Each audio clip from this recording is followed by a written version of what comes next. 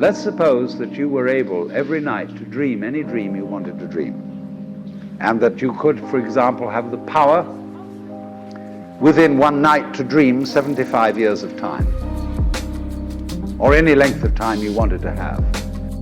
And you would naturally, as you began on this adventure of dreams, you would fulfill all your wishes.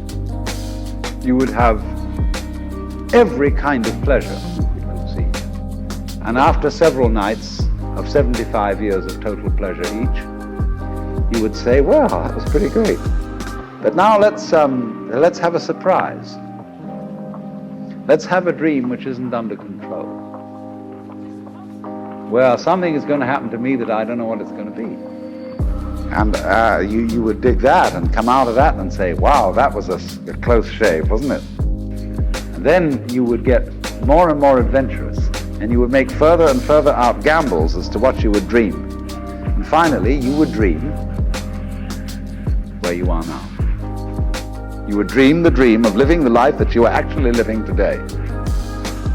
That would be within the infinite multiplicity of choices you would have, of playing that you weren't God. Because the whole nature of the Godhead, according to this idea, is to play that he's not.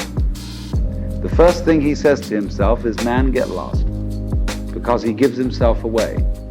The nature of love is self-abandonment, not clinging to oneself, throwing yourself out, as in, for example, in basketball, you're always getting rid of the ball.